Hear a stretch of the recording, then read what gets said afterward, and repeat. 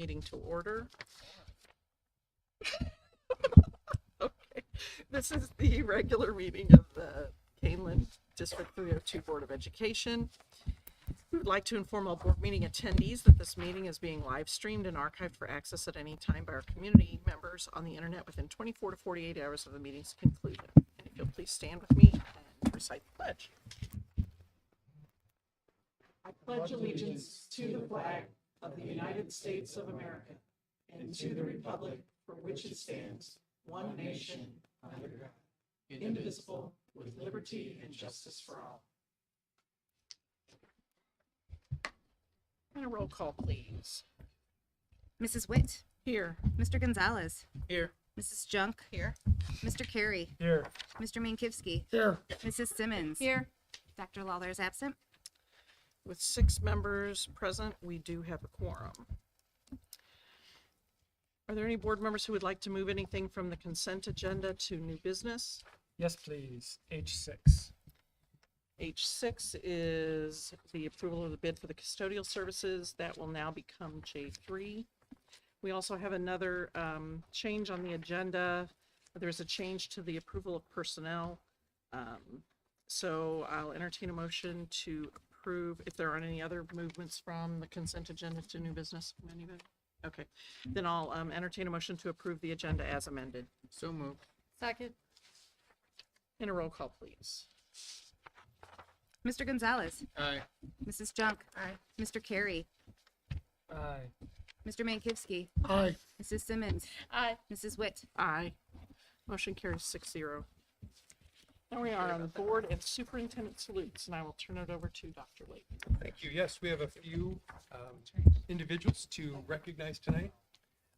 First of all, as you know, annually we have our Kaneland Spelling Bee that we host in 2 different rounds. We do the first round in the building to get the final 10 spellers across the building, and then we bring all of those, the top 40 together in the district for a district bee to get the top spellers across the bee. And it's a lot of work each year, and there's multiple steps to that. So tonight we do have a salute for each of our spelling bee coordinators, our bee coordinators.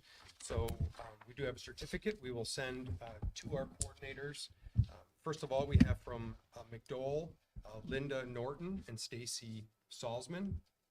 From John Shields Elementary School, Rachel Wilson and Aaron Eichman.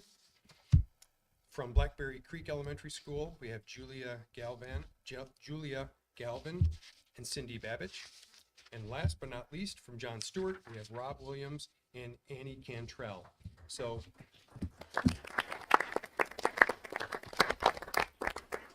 Annie Cantrell is here, but she didn't refuse, but she said she'd be happy not coming up to get it. So we will make sure we get it to Annie. Sorry to embarrass you, Annie, but thank you for your help. And thank you to all of the coordinators, along with Mrs. Eggleston, Dr. Adkins, and Sarah Mum that put this on annually. And then this year, an added distinction, the first round of districts that's typically past Kaneland is going to be hosted at Kaneland again this year. They asked for an additional site, so we're going to be hosting that again. So more information on that round will follow. So thank you again for everybody that helps out with the spelling bee. The courage of those students to stand up in front of their peers and spell the words. Then I feel bad for our staff that have to either ring the bell or say, I'm sorry, you got it wrong, and sit them down. So it's a great amount of courage to our students. So kudos to our students as well. Next, we have 2 other staff members we'd like to recognize, 2 administrators. Annually, or this time anyway, we have the Learning Forward Academy. It's a 2.5-year program. As you know, each year we attend the Learning Forward Academy and the Learning Forward Conference, and there are a lot of sessions, a lot of information that we learn that we bring back to Kaneland. That's the primary conference that we attend as a district, and they also offer what's called the Learning Forward Academy cohort.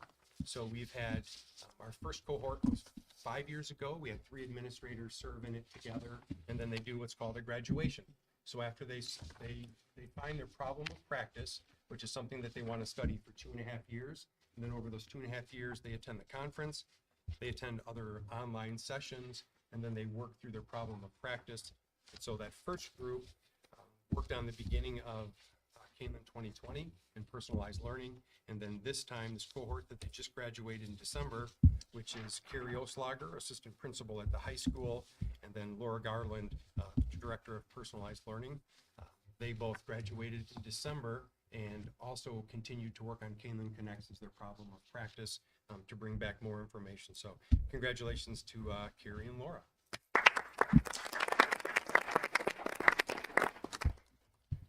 And there's Is that all you have? one other salute. You But do?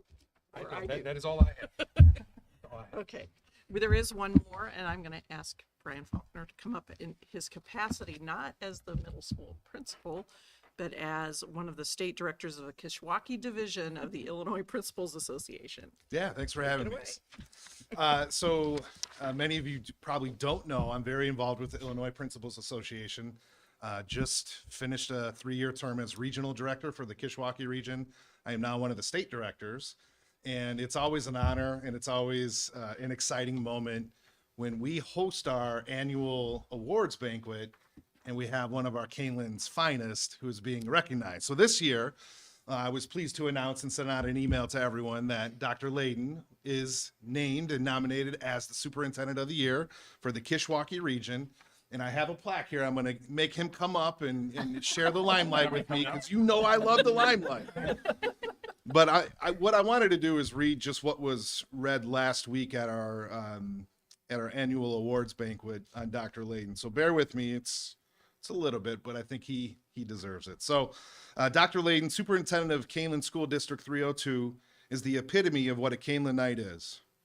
Whenever Dr. Layden is in any of our buildings, he knows the staff and greets them by name. He's approachable and genuinely cares about our students, staff, families, and the entire learning community. He's a selfless superintendent and has spent the last 8 years building the ultimate learning environment where all members have experienced high levels of success. Each of us has grown as individuals, as teams, and as one big Knight family because of his leadership. He's not looking for the credit. He wants our Knight family to receive the credit. And although being here or me talking right now is probably killing him because he'd rather put the focus on everyone else, he deserves to be recognized for so much of what Kaneland has accomplished. He's the rock and foundation of our district, and each of our talents have flourished because of his leadership. Dr. Layden's personality and demeanor provides a sense of calm, which is needed in our field of work. He trusts us, he respects us as professionals, and provides us a level of autonomy that allows us to achieve our district, school, and personal goals. He leads by example, and his positive attitude permeates throughout the entire district. He's funny, for those of you that don't know. He's quite humorous, but he's personable and a superintendent everyone should have the pleasure to work with. We are lucky to call Dr. Layden our superintendent in Kaneland 302. Dr. Layden, congratulations.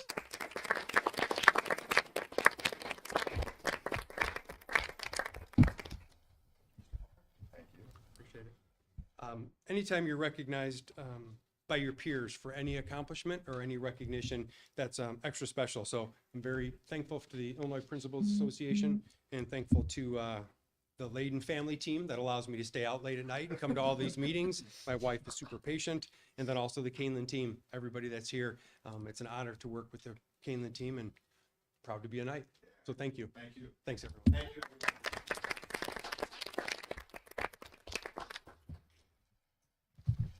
Thank you for that.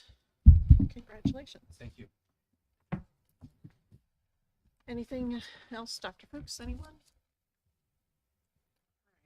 All right. This is the first opportunity for public comment. Do we have anyone signed up? Okay, is there anyone that wishes to make a public comment in this first opportunity? Okay, seeing none, I'll move on and skip the spiel. And move on to the consent agenda. Tonight's consent agenda contains the following action items. Oh, I did that backwards, didn't I? Okay. The approval of account payable and payroll from January 2023, the approval of minutes of the January 17th, 2023 special meeting and the January 18th, 2023 regular meeting, the approval of personnel, which was amended, the approval of the motion not to release closed session minutes from July through December 2022, the approval of the administration to begin preparation of the 2023-24 budget, Item 6 has been moved to new business. The approval of the bid for the 2023 summer work, the approval of the bid for the KHS commercial combi gas oven, the approval of the bid for the HMS commercial dishwasher, and the following informational items: the employee position report, the professional development report, the student suspension data report, field trip notifications, and the Freedom of Information Act FOIA report. So I'll entertain a motion to approve the consent agenda as amended. So moved. Second. And a roll call, please. Mr. Carey, Aye. Mr. Mankivsky, Aye. Mrs. Simmons. Aye. Mrs. Witt, Aye. Mr. Gonzalez, Aye. Mrs. Junk. Aye. Motion carries 6-0. Okay, we'll move on now to new business, which the first item is the financial projection update.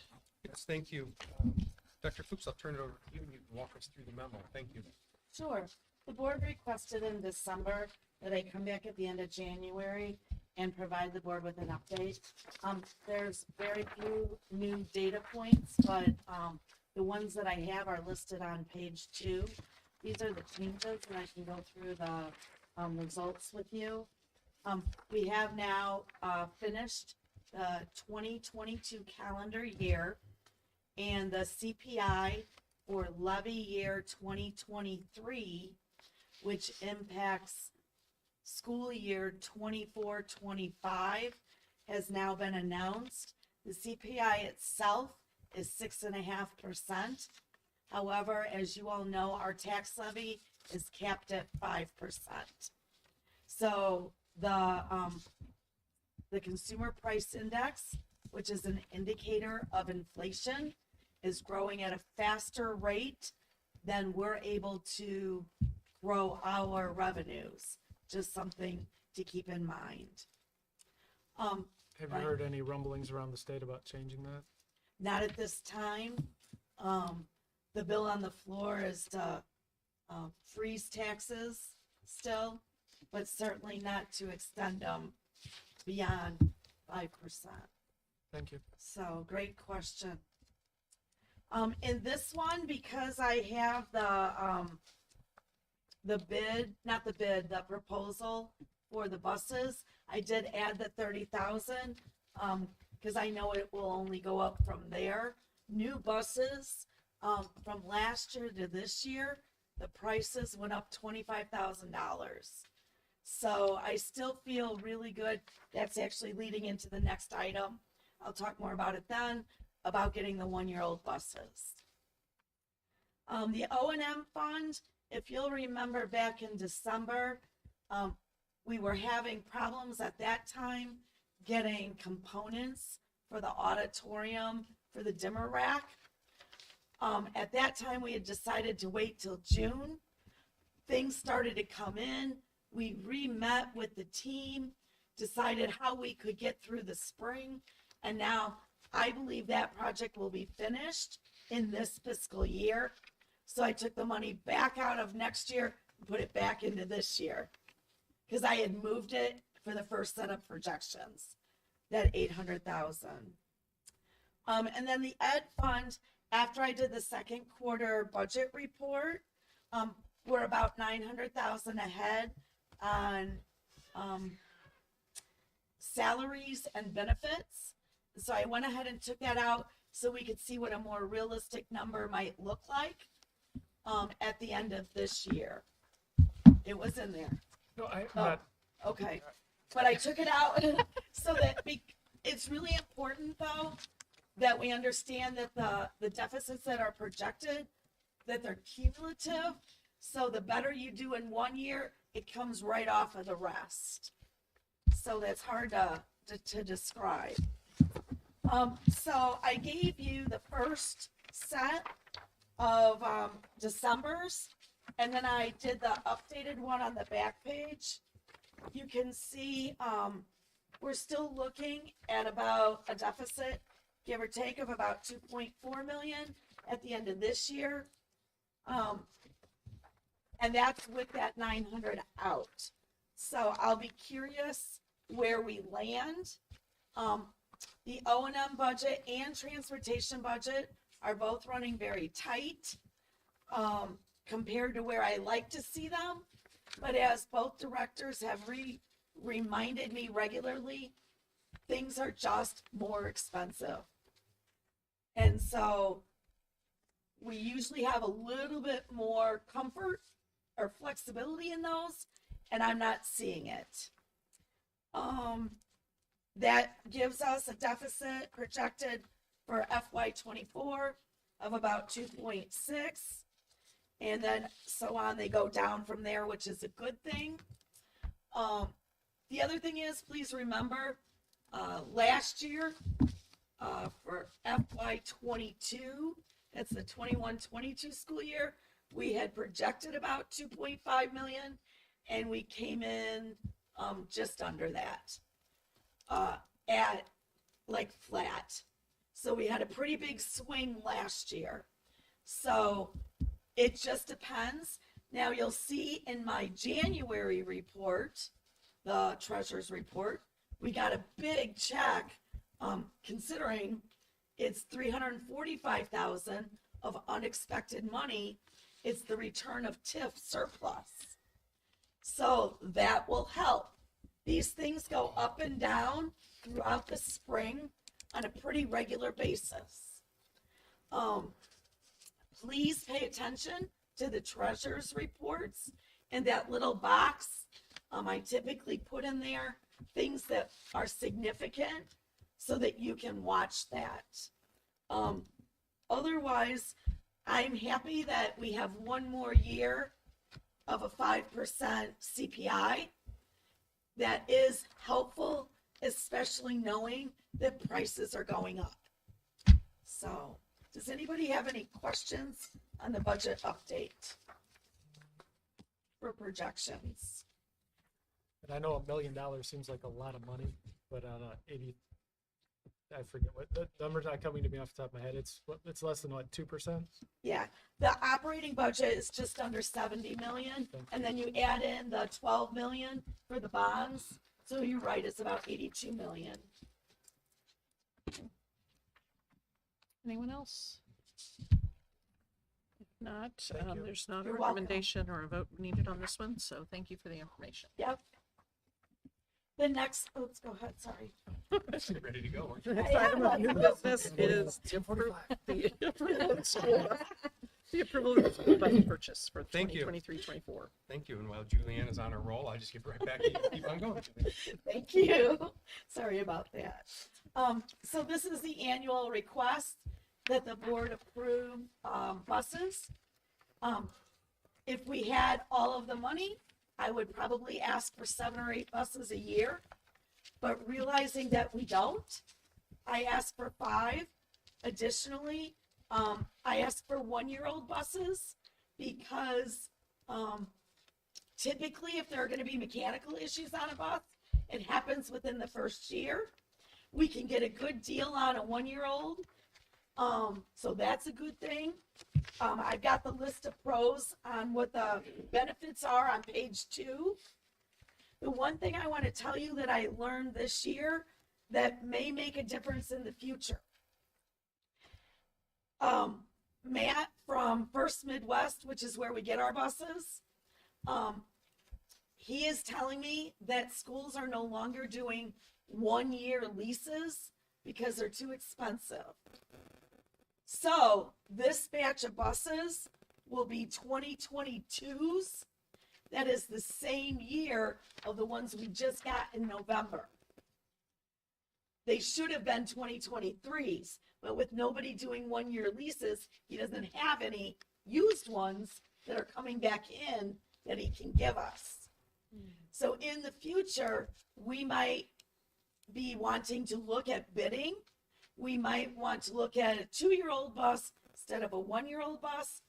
I believe the ones that we're getting will still be low mileage and still fit our criteria for this year. But this might be one of the last times that we'll be able to do this. So I definitely want to take advantage of it. How many years have we been doing this? Well, that's a great question. It's about 3rd or 4th, isn't it? I feel like it's even longer. Of just the 5 1 year? Yeah, I think 4 or Four 5. or five. I'd have to really go back and look. Great question. Because it seems to have been working out pretty well. It really has. So my next question is, if we're not going to be able to do this anymore, should we buy more buses? And I know that we're at $1 million deficit, but if it's going to cost us a bunch more money in the future, are we being short-sighted by only getting? You know what? Normally I would say yes. I'll need to check with Matt to see if he can get them. But number 2, I want to be careful or cautious because we already have 5 2022s. This set will give us 10. That's normally not a problem until you go to sell them, because then we're going to have 10 buses. They're going to be the same age. By And the time we trade them in, they're not really worth anything. they're not, but you're going to have to turn in a bunch because they're all going to get old at the same time. And then you'd have to buy a bunch. I see. Right. Okay. 310. Yeah. I was looking So at I the wrong don't- side of it. Yeah, I don't want to set us up for having 10 old buses in 1 year, even though our fleet is aging and all of that. I like to make it so that it's level. But if we keep rotating 5 buses every year, it does. It's not enough. I know we won't No, no. get caught up. That wasn't my point. Oh. I'm sorry. If we keep rotating 5 every year or 7, it doesn't matter that we end up with 10. We're still going to trade out 5 in the future. You are, but the ones you're trading really need to be traded. And so if you have 10 in the same year Mhm. that really need to be traded, you're going to have to buy 10 in 1 year in order to make up for those old ones. Okay. Yeah. But I can check with him and see if we can get more. Let me find out about their mileage too, and see if we can at least get some kind of sense of if the mileage is good. I have a question Yeah. regarding the trade-in buses. Are we getting the full value we can out of these buses that we're trading in? Are there other options for potentially auctioning off the existing buses, or only because the 16,500 seems like a fairly low number, and I'm not in the bus business, but have we looked at? I would assume you have at this point, and that's the maximum amount of value we can get out of these. Yeah, we're, the list of the trades is on the backside. So we're getting, between 2,000 and 4,500 a bus. I don't know of a place that we can sell with, that one bus has almost 160,000 miles on it. And I can check into that and see if I can find out if there's a better deal. I've not known there to be one, because it's government property. We have to sell it. I think the board would have to approve it, and then we would have to make sure that it was open to everybody. So, I mean, it can be done. Let me check into it. Yeah, I was just wondering because I know other government entities will auction off their old equipment and potentially. Get more. Yeah, is it worth the time and effort? I don't know, but something to consider, I suppose. Yeah, I can look into that for sure and see. Do you just want me to check into that auctioning? Because I guess I would Yeah. want the most value we can. so do I. Our trade-ins. So, Yeah. I don't know if check. it's the same. I mean, so I work for a federal government Yep. place. There's a hierarchy and an order in which you have to offer the things like we have to do federal to federal, offer it to federal places first, then the state, then the local, then you put it out for auction. So I don't know if it's the same type of, I'm gonna No. check with Maureen and make yeah, sure. you might have to first offer it to other state agencies like other school districts and things, and then, Because there's a definite resolution that has to be done by the board when you want to sell property and when you want to sell assets. Yeah. Typically, we use them until there's no more useful life, and then we can discard them. But I'll check into it.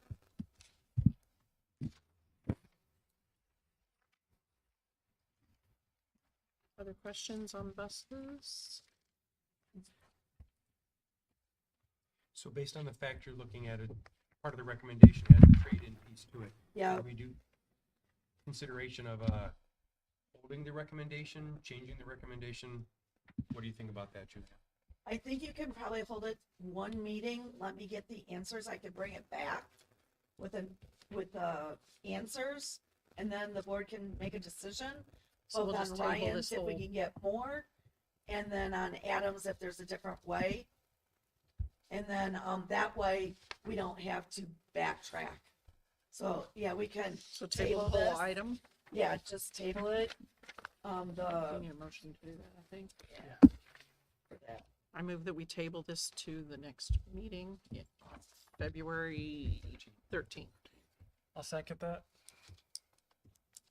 And a roll call when you're ready for it. Mr. Mankivsky. Aye. Mrs. Simmons. Aye. Mrs. Witt. Aye. Mr. Gonzalez. Aye. Mrs. Junk. Aye. Mr. Carey. Aye. All right, motion carries 6-0. That item will be tabled and it will be brought back at the next meeting.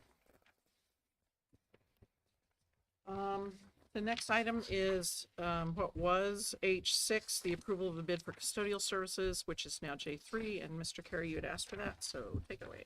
For no particular reason other than it's $5 million, and I figured we should spend a couple minutes knowing what we're buying. Sure. This is our custodial service. Typically, we bid this service. It's a contracted service, and typically, we will get the service for 3 years. We have a mandatory pre-bid meeting so that everybody that is bidding has the same information and has seen the facilities. Mr. Payton does a tour of our facilities so that they know what to expect and what kind of cleaning is done and all the details.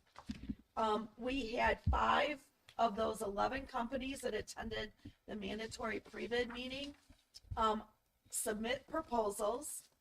We open those proposals in public, just like any other bid that we're required to do. They're sealed until they're open publicly. The bids this time ranged over a 3-year period from 5.2 to 5.6 million as listed in your report. There was approximately $100,000 between each bid. Our current vendor, ABM, had the lowest, most responsible bid. We were a little bit concerned because their equipment line item was so much less than the others, but Mr. Payton worked with ABM to learn. It's going to be new equipment, just like we would expect from any other vendor. They just are such of a large size that they get economies of scale for the equipment. Some of the equipment they lease, which then makes it less expensive.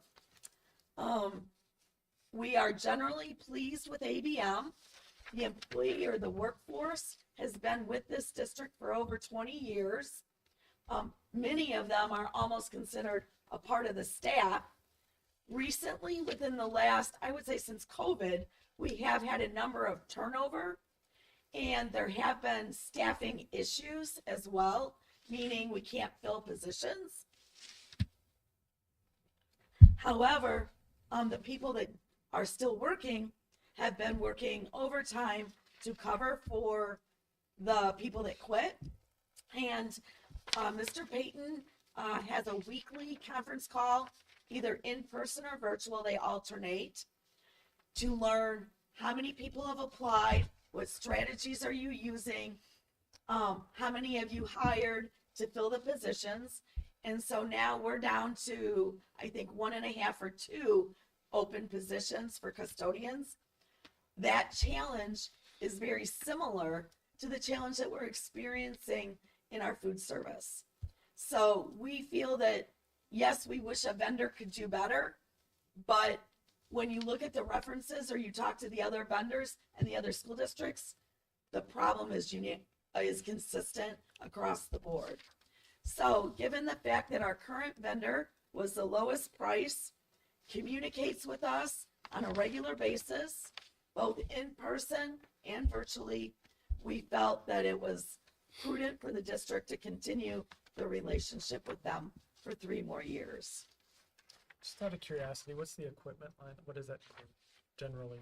The equipment line, what generally does that mean? Oh, it's all their scrubbers Oh, the little and, things you see them riding around on? yep, Okay. yep. Everything that they use to clean, except for not supplies, the equipment. Okay, Yeah, thank you. vacuums. Wouldn't have thought of that one. Yeah, Okay, that's it. Thank you. you're welcome.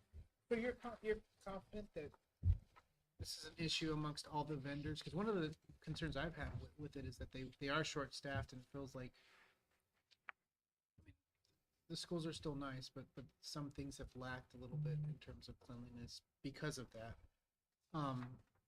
You think it's an industry-wide thing that, you know, had we gone with another vendor, we wouldn't see this as much? That's what I have to believe based on feedback from Other districts? other districts and a reference. It's hard out there right now getting people for certain positions. And we would be paying $100,000-$200,000 more and probably encountering similar situation. Plus, we already have the relationship. Right. Anyone else? If not, I'll entertain a motion that the Board of Education directs the administration to execute the contract for custodial services with ABM from July 1st, 2023 through June 30th of 2026. Also, that the board retain the right to extend the contract for 2 additional years per the bid specifications if the board chooses to do so at that time. So moved. Second. And a roll call, please. Mr. Gonzalez, Aye. Mrs. Junk. Aye. Mr. Carey, Aye. Mr. Mankivsky, Aye. Mrs. Simmons. Aye. Mrs. Witt. Aye. Motion carries 6-0. Okay, that is the end of our items in new business, and we'll move now to the superintendent and board report. Yes, thank you. I have a couple updates. First of all, CAC was conducted last week. Had a good turnout. We had a number of administrators and staff there to share updates. A couple of the topics that we talked about, again, were the indicators of success. We've used those for 5 years now and got feedback from administrators and then community members on those indicators and maybe some other data points that we might consider for the district to determine how we're doing in our schools and success overall. And then also the student discipline review.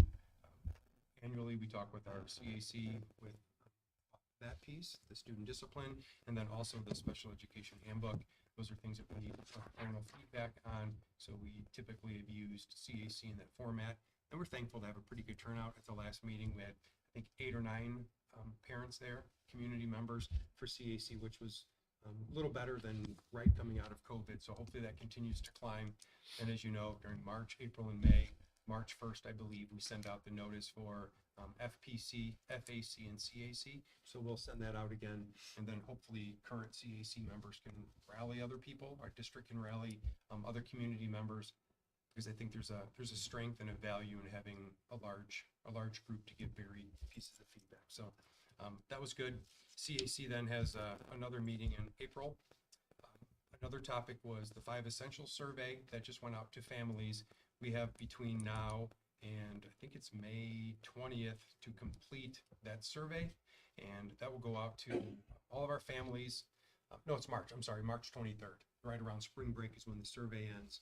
We need 20% of our families to fill out from each school. 20% of parents, if they fill out the survey, we get the parent feedback returned back to us from just that building only. So we get that. Then we have the student and the staff piece, which needs to be completed at 50%. So we have days set aside where faculty members will have time to do the survey, and then also students will have time in a homeroom or before school or after school. We've been successful with the 50%, the 20% for families. Some buildings have hit it, some have not, but we've always done the 50% for students and staff. Are we participating in the University of Chicago? That is this. That Yeah, is the University same of thing? Chicago Okay. runs this, yes. I thought so. Yep. And it's required by state. By Right, state, you right. have to State do mandate. one district-wide survey. Yep. And since the state provides this one for us, this is the one that we've used. there's very few districts that use a different survey because this one is provided and it's, you've got this, the data trends from year to year. Then the last thing, starting either tomorrow or Wednesday, we'll start our official referendum information campaign from the district that will be going out. We've finalized the brochure that we're going to be sharing with families at the open houses. We've set dates for 5 open houses, and we've set dates, or in the process of setting dates with the principals on a series of information sessions that will include their PTOs, faculty meetings, and evening events that Julianne and I, or Dr. Fuchs, can sneak ourselves into and just do a couple minutes of an overview, hand out a brochure, and see what questions families might have. Just want to make sure that on April 4th, when it comes time for the election, that families have been informed enough so that they can make a decision regarding the referendum. Like I said, then there'll be a website, and there'll be information to the website, and then on the website, as we talked about here with Bob Lewis, there'll be a cost estimator based on taxes and home value that each of our community members can go in. They can look at that. They can look at the brochure. They can attend any of the 5 sessions that we have, and 3 will be in person and 2 will be virtual. We remember from the informational campaign that we did back in the summer that we had about a 2-to-1 attendance rate on those initial feedback engagement meetings. So we're going to do 2 virtually, and all the dates will be on the brochure, will be on the community-wide mailer, because there's a community-wide mailer that will go out to all the families. So one of the questions, are we reaching all of the families, all of the businesses, when all we have is in our Tyler system, our family information. So we're going to do that, so that one's community-wide, and then we'll follow up with our other sessions, and then a weekly email that will go out to families too, just to give updates and next steps and progress along the way. Did you say that the ones in person will have a tour of the high school? I didn't, but that's a great plant in the audience to ask the question. Yes. So each of the 3 will be in person. We'll all be at the high school, start in the library. From there, we'll go through the information piece, and then we'll go on a tour. So families, parents, staff members, whoever's attending can see the facilities firsthand and see what exactly the upgrades might look like and what is needed at this time. Any questions on any of those topics?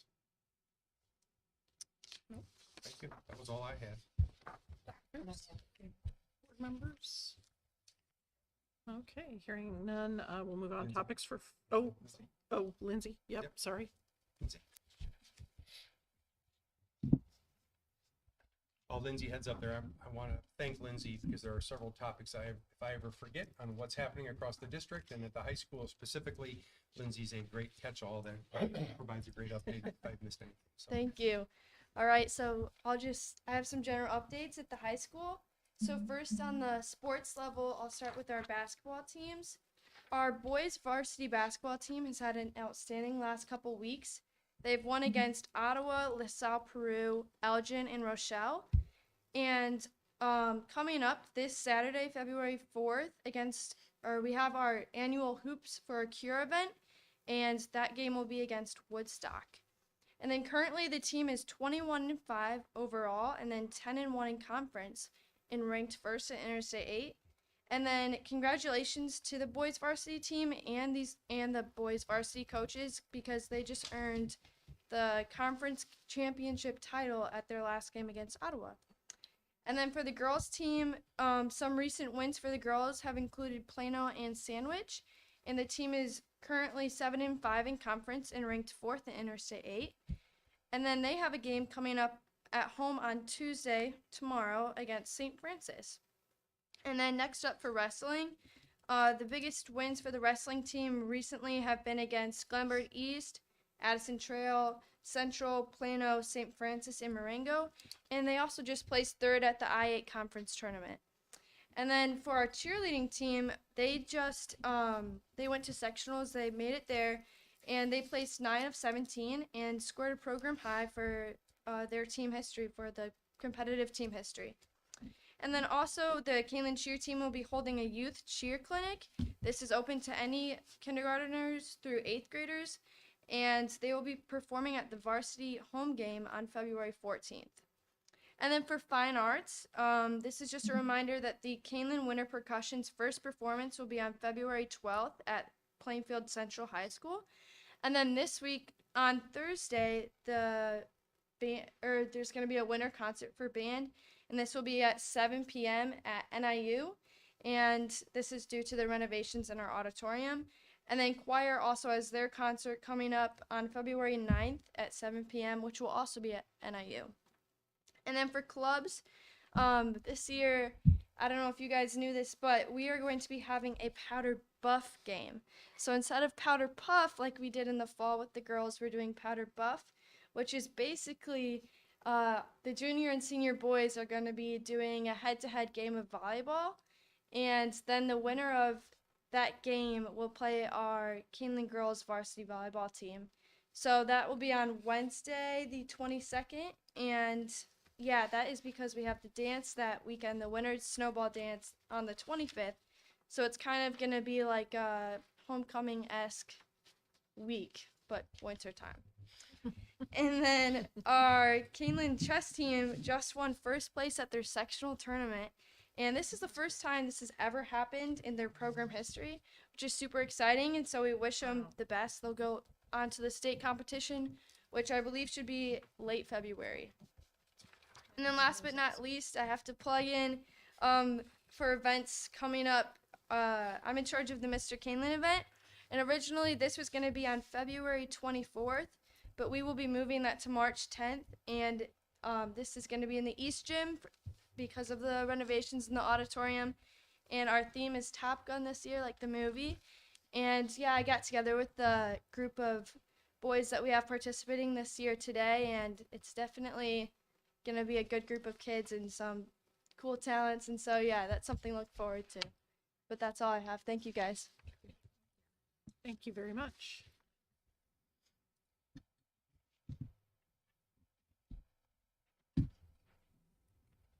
I remember when I started as a board member, the chess team was,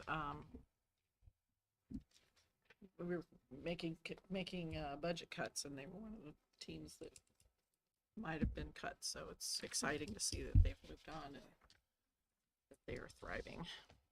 That was the night the whole team showed up. Yes, and then remember people in the audience wanted to sponsor a chess club member or something. I can't remember. Oh, that's nice. It was, That's really sweet. yes. All right.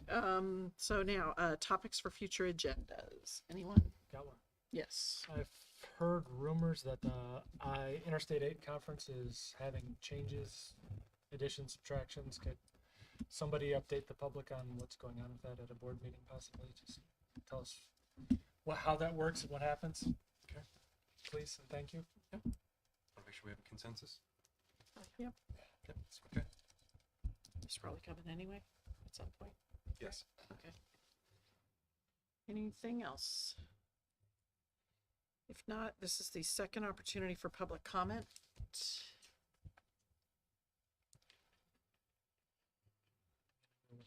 And there's no one signed up, but we do have time. Does anyone have a public comment? Okay. And since you do it all the time, you know the spiel, and I don't have to give the spiel. Just roll through it in your head.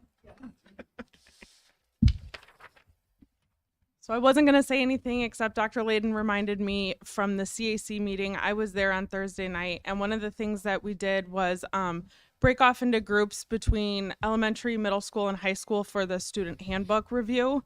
One thing that was really suggested by myself and like 3 other parents in the elementary level was to kind of figure out a new system for after school pickup with the children that are not bussers. At every school, all the parents that were there talking with me were all from different elementary schools, and we all come to the same consensus that it's just an absolute mess, unfortunately. That's nothing to do with the staff or anything. We're just trying to find a way to make it a little bit cleaner. Unfortunately, some parents have had minor issues just getting which kid going where and stuff like that. And so there were suggestions made. I believe it was the assistant principal from McDowell & Shields that was taking notes. So when it comes time for you guys to review the handbook, I would recommend asking her for some of those suggestions just to try and make it a little bit smoother and a little less hectic for everybody involved. Thanks.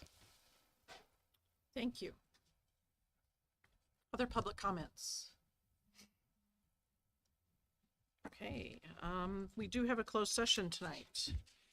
We will be in closed session to discuss under the Open Meetings Act Section 2C1, which is employment compensation, and also Section 2C9, which is student disciplinary cases. We do not expect any action as a result of closed session.